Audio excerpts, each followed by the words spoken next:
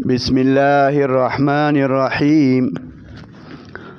حضرت ابو طالب مکی رحمه الله یو واقعا نقل کړی ده.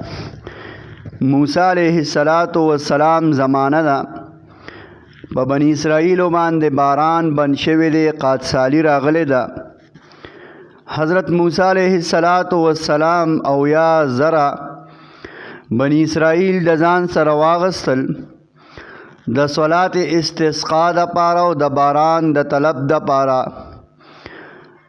بهر روتل او د الله نه دعاګانې کوي چې یا الله باران وکړي. آخر الله جل شانه وحی وکړه، اے موسی علیہ السلام د دې خلکو دعاګانې او مینت زاره نه قبلوم. د دې ګناهونه او خباثتونه دومره سیوا شوي دي، دی زما د عذاب نه بیغمه شوي دي او بے خوف دي، لہذا د دې دعا نه قبلوم، په دې باران نه وروم. البته زما یو خاص بنده دی، زما دوست دی، زما ولی دی، زما عاشق دی، زما سره تعلق دی، عابد دی. د هغه کس تلاش وکړه که هغه راته دعا د هغه نه دعا وغوښته او د باران سوال یې وکړو، نو د هغه په خوله به باران وکړمه. موسی علیه السلام د هغه په تلاش کې ځي، مومي یې ګیر چاپېره ورپسې ګرځي، خو ویې نه مونته. یو ورځ یې ومونته، مخې له یو سړی را روانو، تک تور په تندي باندې د خاورو د سجدې نشانات دي، پټکې په سر کړی دی. موسی علیہ السلام په خداداد نور سره وپېژند. تپوس ته کوي ځوانه څه نوم دی؟ دی ورته وایي زما نوم برخ دی.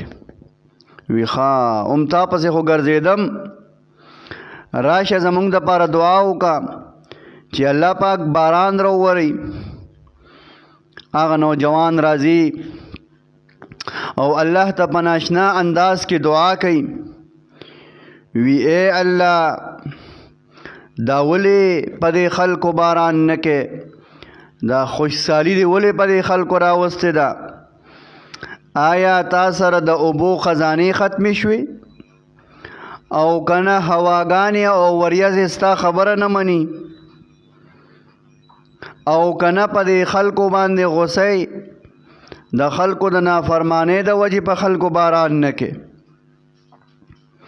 او بیا ورته وی اے الله ته غفار نه، بخونکی نه؟ آیا ته معاف کوونکی نه؟ د دې خلکو د خطاګانو د ګناهونو نه مخکې ته غفار وی او اوس هم ته غفار یې، بخونکی. بیا ورته وی اے الله تا رحمت نه دی پیدا کړی، تا مونږ ته د رحم کولو حکم نه دی کړی، په خپل هم رحم کوونکي او مونږ ته هم حکم کې چې په خلکو باندې رحم کوه. او بیا وی اے الله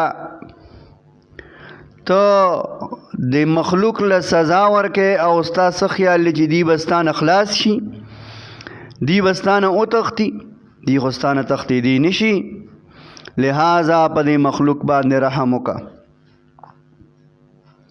روایات لیکي چې هغه دا خبرې اترې کولې چې باران شروع شو، حالانکه 7 کاله قادسالي او 7 کاله باران نه شوی.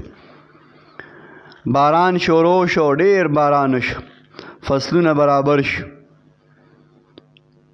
موسی علیہ السلام ته نوجوان وی اے موسی علیہ السلام خیال دیو خدای سره او رب سره مې څنګه جګړه وکړه او رب را سره څنګه ښکلی انصاف وکړو،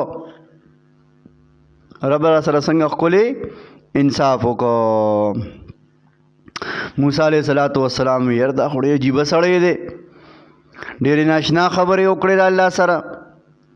موسی علیہ السلام ته الله وحی راولېږله، اے موسی علیہ السلام دا برخ ما ته ډېر نږدې دی، دا نوجوان زما ډېر خوښ دی، د سره زه روزانه دقسې 3 پیرې په هنسي مذاق کې او په خوش مزاجۍ کې او په خندا کې خبرې کوم.